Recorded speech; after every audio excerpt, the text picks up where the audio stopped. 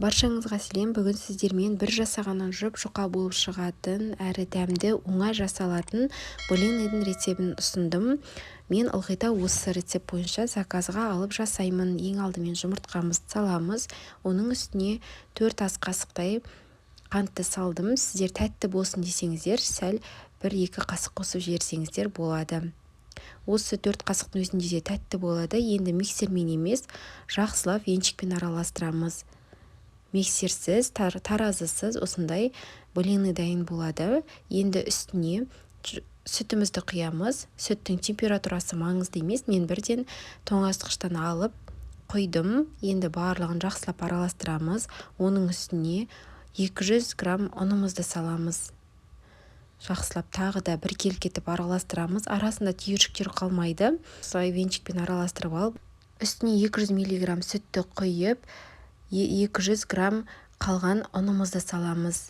Бізде сонда барлығы 400 грамм ұн мен 400 мг сүт кетті. Енді осы салған ұнымызды жақсылап венчикпен бір келкетіп араластырамыз. Арасында түйіршік қалмайды. Қорықпаңыздар, түйіршік қалады деп. Мінекей видеода көргендеріңіздей барлығы бір келкі шыққан. Алдын ала осындай суымызды қайнатып қоямыз. Міне көргендеріңіздей су өте қатты ыстық болып тұр. Осы жаңа ғана қайнады.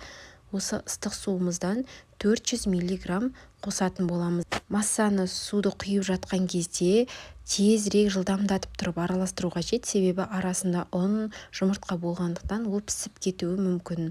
Енді оның үстіне 4 ас қасықтай сұйық майымызды құямыз. Сұйық майды қант пен жұмыртқаны салған кезде де бірден салып жіберсеңіздер болады. Мінекей біздің массамыз дайын болды. Сәл сұйықтау болады. Осындай тым қатты қою болмайды. Ұнды көп салып жібермеңіздер. 200 грамм стаканда алсаңыздар, сол жобамен ұнды да сүтті де құйсаңыздар болады. Енді қыздырып алған табаның үстіне осы массамызды құямыз. Массаны шамамен 10 минутқа тындырып қойған дұрыс. Сонда біздің блинымыз тесіліп осындай әдемі болып шығады. Табаға құйған кезде де жұқалау етіп құйған дұрыс. Тым көп құйып қалыңдатып жібермеңіздер.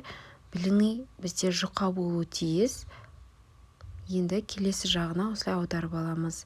Мінекей табаға жабыспай бір келкі болып осылай алынады. Астыңғы жағы осындай болып піседі. Мінекей жұмсақ болып біздің блинылар дайын болды. Келесі тағы да қалғандарын солай пісіреміз. Мінекей біздің блины дайын болды. Менде 30-дан аса дана осындай блинылар шықты. Осы рецепт бойынша 30 данадан аса бізде блинылар дайын болады.